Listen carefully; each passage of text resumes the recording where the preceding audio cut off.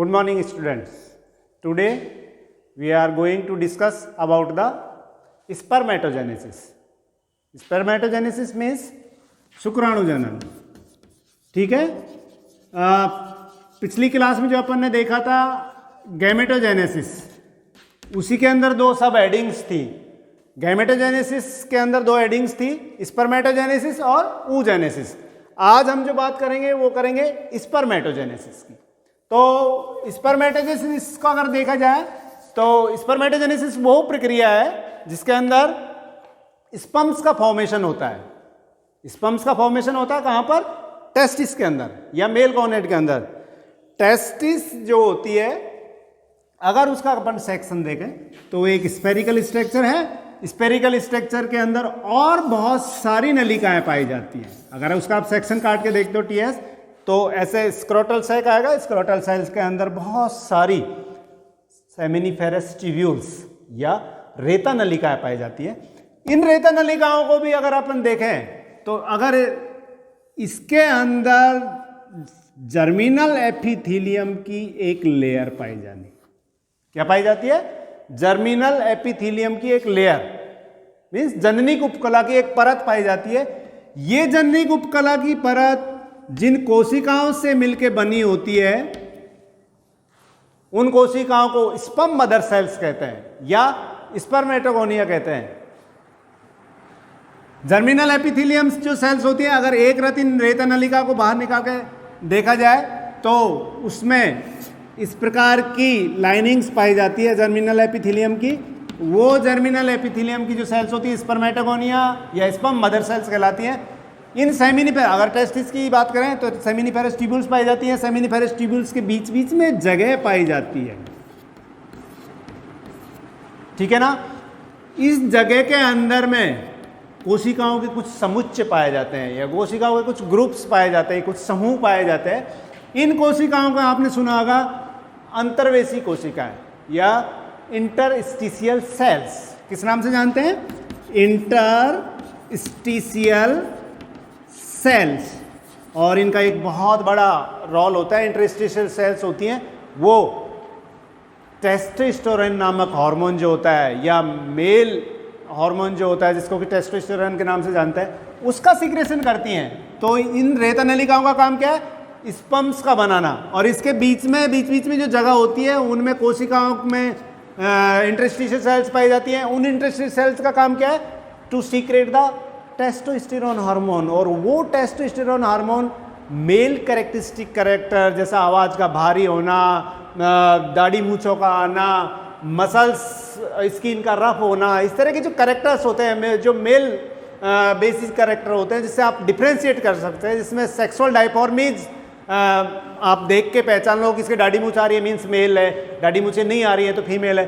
तो वो जो दाढ़ी मूंछों का आना, आवाज़ का भारी होना, बच्चे की आवाज़ देख के ही आप समझ जाते हो कि भाई किस लड़का है या लड़की है. तो उस हिसाब से उन कैरेक्टर्स को डेवलप करने के लिए एक हार्मोन जिम्मेदार होता है जिसको टेस्टोस्टेरोन कहते हैं, और वो इन इंटरस्टिशियल सेल्स के द्वारा सीक्रेट होता है. ठीक है ना, ये ध्यान रखना. अब अगर अपन देखें स्पर्मेटोजेनेसिस की प्रक्रिया में, तो ये रेता नलिकाएं जो होती हैं इनके अंदर ये जर्मिनल एपिथेलियम्स होती हैं, इनमें लगातार डिवीजन होता है. हाँ, ये बात ध्यान रखना, अपन ने जब गैमेटोजेनेसिस पढ़ा तो गैमीट्स जो होते हैं वो हैप्लॉइड होते हैं, लेकिन जर्मिनल एपिथेलियम की जो सेल्स होती हैं वो अभी तक डिप्लॉइड है. ठीक है ना, ये लैंगिक कोशिकाएं होते हुए भी डिप्लॉइड है. आगे जाके ये हैप्लॉइड में चेंज होंगी. वो किस प्रकार से होंगी अपने आप भी देखते हैं. अब अपन है ना किसी भी एक रेता नलिका का यहाँ पर एक सेक्शन ले लेते हैं. भाई ये मान के चलो कि ये एक रेता नलिका का टुकड़ा है और इसमें यहाँ पर जर्मिनल एपिथेलियम सेल्स पाई जाती हैं.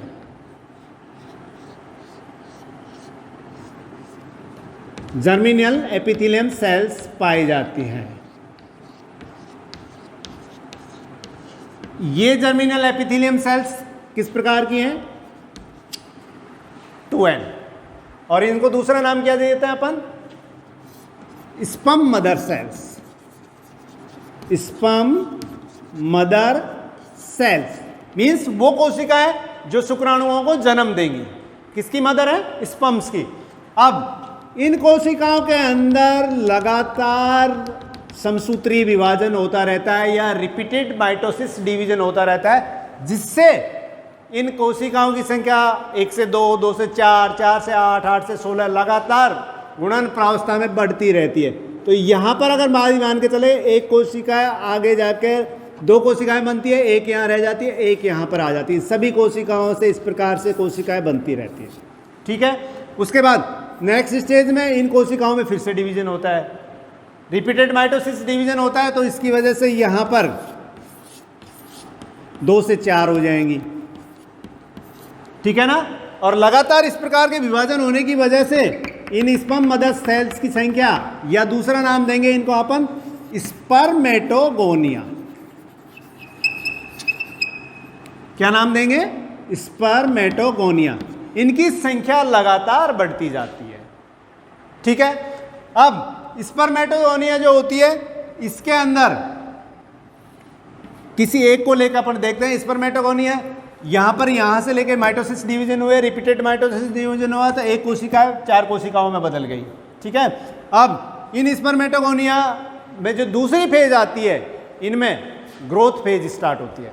ग्रोथ फेज में क्या करती हैं? ये अपने खाने को कुछ एक्यूमुलेट करती हैं और आगे जो फर्दर प्रक्रिया है उसके लिए खाना इकट्ठा करके और एनर्जी प्रदान करने के लिए स्ट्रक्चरल प्रोटीन, लिपिड्स, वसा जो भी ज़रूरत होगी आगे बनने के लिए, उन सबको ये इकट्ठा करते हैं। हालांकि इसमें शुक्राणु जनन में जो वृद्धि प्रावस्था होती है वो छोटी होती है। तो अगर एक को मान के चलें तो ये कोशिकाएं आगे बढ़ के और इस तरह का थोड़ी सी बड़ी हो जाती है साइज में। तो यहाँ पर यहाँ से यहाँ तक क्या देखा आपने कि स्पर्म मदर सेल्स की संख्या लगातार बढ़ती है। मतलब 1 से 2, 2 से 4, 4 से 8, तो इसको क्या गुणा की फॉर्म में हो गया, डबल होते हैं। तो इसको अपन नाम देते हैं गुणन प्रावस्था। कौन सी फेज देंगे? फेज ऑफ मल्टीप्लीकेशन या मल्टीप्लीकेशन फेज। तो यहाँ पर हो जाएगी ये फेज ऑफ मल्टीप्लीकेशन, गुणन प्रावस्था।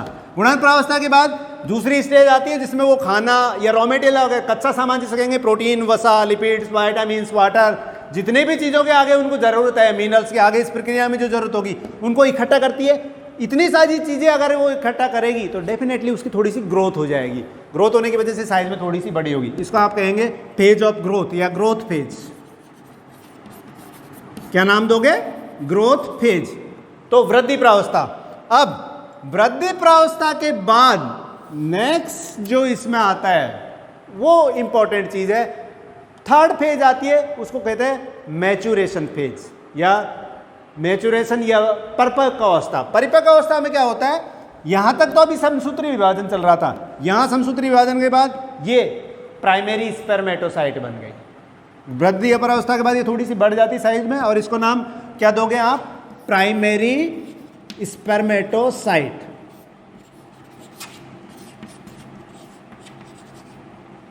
Primary spermatocyte.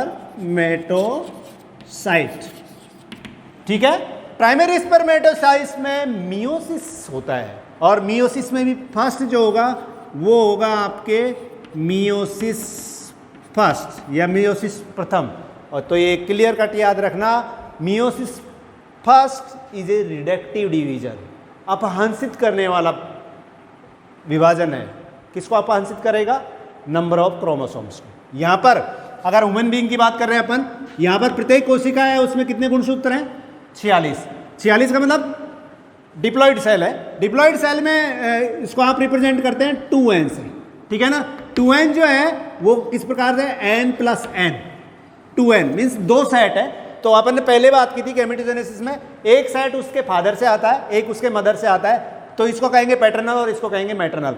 जब भी मियोसिस डिवीजन होता है ये दोनों सेट अलग अलग हो जाएंगे। ठीक है ना।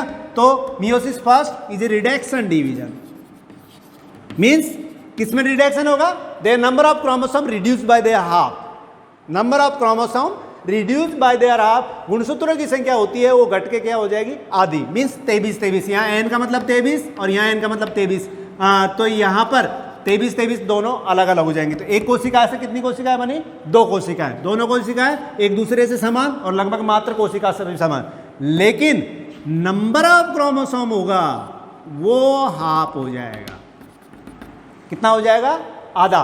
तो यहां पर क्या हो गया? 23 और यहाँ पर क्या हो गया 23, मीन्स N और N। ठीक है, उसके बाद में इसमें नेक्स्ट डिवीजन होता है meiosis second, meiosis second. And clear cut याद रखना, meiosis second is always similar to mitosis division.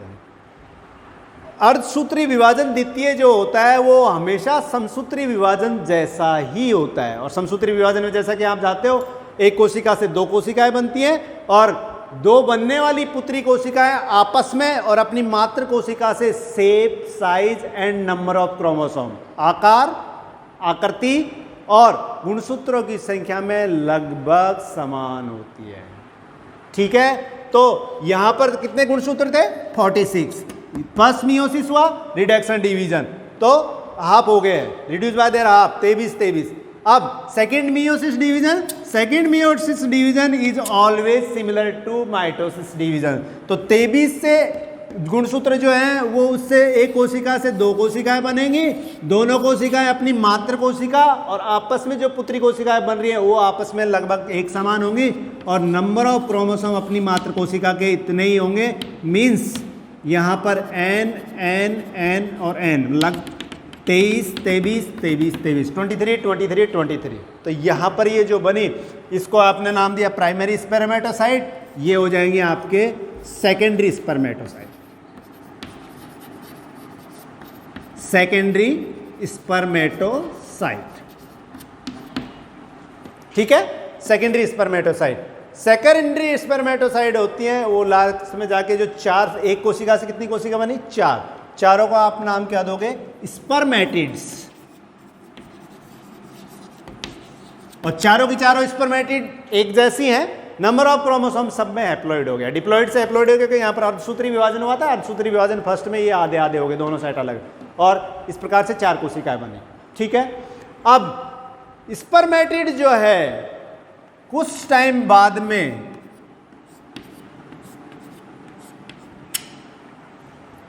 Modified होकर ये spermatid spherical, haploid and non motile structure है। किस प्रकार की स्ट्रक्चर है? अगुणित है, अचल है और गोलाकार है। ये दे मॉडिफाइड इनटू ए मोटाइल वेल डिफाइंड स्पम्स, शुक्राणु में परिवर्तित हो जाती है। तो यहां पर इस प्रकार से 4 हैप्लॉइड स्ट्रक्चर जिनको कि आप स्पर्मेटिड कह रहे हैं, जो कि गोलाकार हैं, चल फिर नहीं सकती और ये चारों एक एक गुणसूत्र बनाएंगी और इस पूरी प्रक्रिया को नाम देंगे स्पर्मियोजेनेसिस। क्लियर कट याद रखना, स्पर्मेटोजेनेसिस और स्पर्मियोजेनेसिस दोनों में रात दिन का अंतर है। स्पर्मेटोजेनेसिस, अगर आपके क्वेश्चन आए कि what do you understand bye spermatogenesis, तो आपको ठेठ यहाँ से जर्मिनल एपिथेलियम से लेके और स्पर्म बनने तक की प्रक्रिया को पूरा को समझाना है। ठीक है, अगर आपसे पूछा जाए कि what do you understand by spermiogenesis, तब अपन को बताना है कि spherical non motile structure that is known as spermatid modified, modified शब्द यूज करोगे, रूपांतरित हो जाती है किसमें? Motile and well defined sperm. ठीक है, तो ये process by which a spermatid modified into sperms that is known as spermiogenesis. किस नाम से जानोगे? स्पर्मियोजेनेसिस। तो ये मियोजेनेसिस, तो ये क्लियर कट याद रखना, स्पर्मेटोजेनेसिस और स्पर्मियोजेनेसिस दोनों अलग अलग प्रक्रिया हैं। स्पर्मियोजेनेसिस स्पर्मेटोजेनेसिस का एक छोटा सा भाग है जो कि लास्ट में स्पर्मेटिड्स को स्पर्म में कन्वर्ट करने का काम करेगी। तो इस प्रकार से ये जो बनने वाली संरचना है उनको आप स्पर्म्स या मेल गैमिट बोलेंगे, स्पर्म्स या मेल गैमिट बोलेंगे। तो इस प्रकार यहाँ से यहाँ तक की अवस्था एक, जिसको आपने बोला गुणनप्रावस्था, ये वाली आगे जाके वृद्धि होती है, इसको बोलेंगे वृद्धिपावस्था। और ग्रोथ फेज से जिसमें कि प्राइमरी स्पर्मेटोसाइट बनती है उससे लेके और स्पर्म बनने तक की जो प्रक्रिया है उसको आप कहोगे फेज ऑफ मैच्योरेशन। क्या नाम दोगे? Phase of maturation. ठीक है, तो ये हो जाएगी थर्ड प्रक्रिया, फर्स्ट, सेकेंड और थर्ड। क्लियर? बिल्कुल बहुत सीधी सी है, एक लाइन में समझा जा सकता है। जर्मिनल एपिथेलियम जिसकी कोशिकाएं द्विगुणित होती है, उनमें रिपीटेड माइटोसिस डिवीजन होता है to increase the number of sperm mother sales.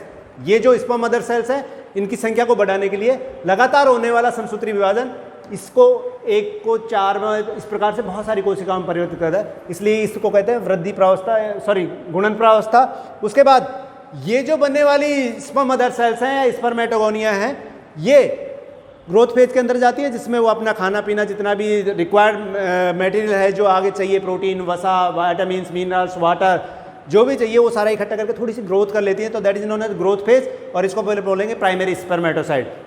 Primary spermatocyte होती है वो तीसरी अवस्था में फेज एंटर करती है, उसको कहते हैं फेज ऑफ मैच्योरेशन। तो मैच्योरेशन फेज की जो फर्स्ट अवस्था होती है मियोसिस फर्स्ट। मियोसिस फर्स्ट में जो नंबर ऑफ क्रोमोसोम्स होता है वो रिड्यूस होकर आधा हो जाता है। Meiosis second always similar to mitosis, तो इससे बनने वाली 4 कोशिकाएं अपनी मातृ कोशिकाओं के जैसी ही होंगी, शेप, साइज और नंबर ऑफ क्रोमोसोम में। फिर स्पर्मेटिड जो होती हैं वो आगे जाके स्पर्म्स में परिवर्तित होती है स्पर्मेटोजेनेसिस की प्रक्रिया के द्वारा, तो that is known as spermatogenesis. ठीक है ना, इस पूरी प्रक्रिया को आप पाओगे शुक्राणु जनन, मीन्स जर्मिनल एपिथेलियम जो कि डिप्लॉइड थी उससे लेकर एक सचल शुक्राणु में परिवर्तित होगा। शुक्राणु का अगर देखें तो 3 भागों में बना होता है, हेड, नेक और टेल। उसको बाद में अपन डिस्कस करेंगे स्ट्रक्चर ऑफ स्पर्म्स में। ठीक है, थैंक यू।